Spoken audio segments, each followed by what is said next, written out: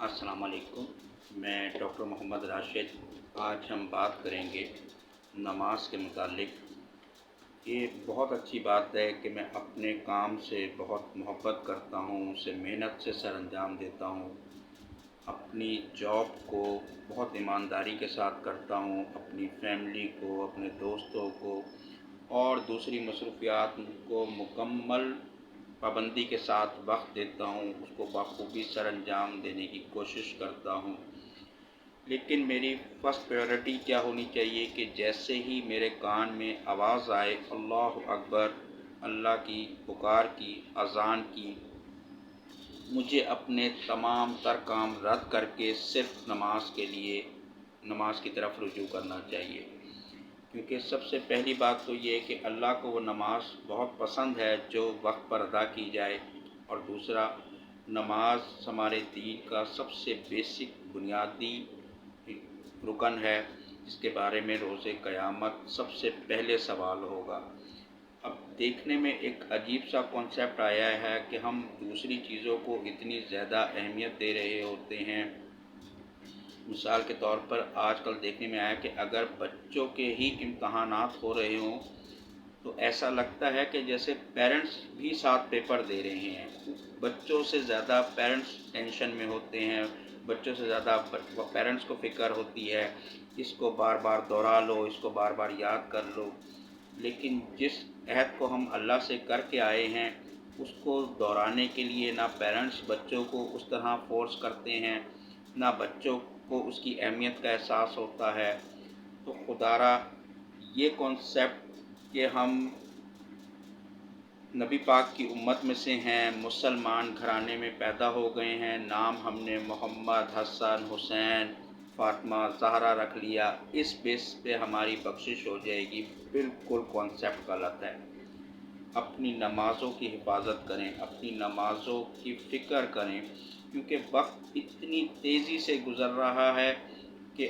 انسان تصور نہیں کر سکتا، اور ہم اتنے معمولی سے انداز میں اتنا جو اصل امتحان ہے جس میں خدا نخواستہ ہم ناکام ہو گئے، تو نہ ختم ہونے والا عذاب، نہ ختم ہونے والی زندگی، نہ ختم ہونے والی تکلیف، اور اس کو ہم اتنا لائٹ لیتے ہیں کہ نہیں انشاءاللہ اللہ یقیناً اللہ غفور الرحیم ہے اور اس کی رحمت سے ہی ہم بخشے جائیں گے۔ لیکن ہمیں بھی کسی پرپس کے تحت تو دنیا میں بھیجا گیا ہے، کوئی مقصد تو ہماری زندگی کا تھا، اس مقصد کو تلاش کریں کہ ہم کس مقصد سے کیا عہد کر کے اللہ سے آئے تھے۔ آج دیکھیں کہ اگر ہم کاروبار میں چھوٹا سا کوئی بزنس میں لاس ہو جائے، کوئی اچھی جاب ہمارے ہاتھ سے چلی جائے، تو ہم اتنی زیادہ ڈپریشن، ٹینشن، شوگر کا تک کی مرض میں مبتلا ہو جاتے ہیں۔ لیکن اس امتحان کو، جو ایک ایسا امتحان ہے جس کے بعد اصل زندگی ہماری شروع ہونی ہے، اصل کامیابی اور ناکامی کا فیصلہ ہونا ہے، اس کو ہم بہت لائٹ انداز میں لیتے ہیں کہ نہیں انشاءاللہ ہو جائے گا، وہ غفور الرحیم ہے، وہ بخش دے گا، وہ یقیناً غفور الرحیم ہے اور وہ انشاءاللہ بخشے گا۔ لیکن کچھ تو ہمارے سے پوچھ گچھ کرنے کے بعد کیا ہم اس امتحان کی تیاری کر رہے ہیں، کیا ہم اپنی نمازوں کی حفاظت کر رہے ہیں؟ آج کی ویڈیو میں میری صرف اتنی درخواست ہے، بچوں سے بھی، بہن بھائیوں سے بھی، کہ خدارا اپنی نماز کی حفاظت کریں، نماز کی پابندی کریں، نماز کو وقت پر ادا کرنے کی کوشش کریں۔ ہم کیا سمجھتے ہیں کہ آخرت کا دن صرف ایک چھوٹا سا دن ہوگا جس کو ہم گزار لیں گے اور وہ ختم ہو جائے گا؟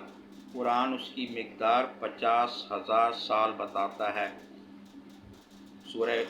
المعراج میں اللہ تعالیٰ بتاتے ہیں کہ وہ دن تم سمجھتے ہو کہ وہ دن بہت دور ہے، اور ہم دیکھتے ہیں کہ وہ دن بہت قریب ہے۔ اور اگر آپ اپنی روٹین لائف پر تھوڑی سی توجہ کریں تو آپ کو خود بھی احساس ہوگا کہ وقت اتنی تیزی سے گزر رہا ہے کہ اگر آج آپ 40-50 سال کے ہو گئے ہیں تو پیچھے مڑ کر دیکھیں تو آپ کو بچپنا اور جوانی کل کی بات لگتی ہوگی۔ تو آخر یہ زندگی ختم ہو جائے گی، اور یہ زندگی محض دھوکہ ہے۔ آپ جتنا بڑا اسٹیٹس کر لیں گے، جتنی اچھی زندگی گزار لیں گے، اس کا آخر ختم ہے۔ تو جو نہ ختم ہونے والی زندگی ہے اس کی فکر کریں،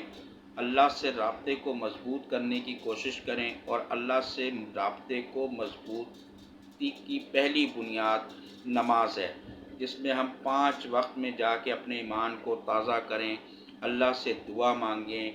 اس عہد کو نبھانے کی کوشش کریں جس میں ہم اس سے ہر نماز میں کرتے ہیں، ایاک نعبد و ایاک نستعین، کہ ہم تیری عبادت کرتے ہیں اور تجھی سے مدد مانگتے ہیں۔ اس دعا کے ساتھ کہ اللہ ہم سب کو نماز کی پابندی کی توفیق عطا فرمائے اور اس طرح کی نماز ادا کرنے کی توفیق عطا فرمائے جیسے اللہ کے نیک اور صالح بندے نماز ادا کیا کرتے ہیں۔ آمین ثم آمین۔ اللہ حافظ۔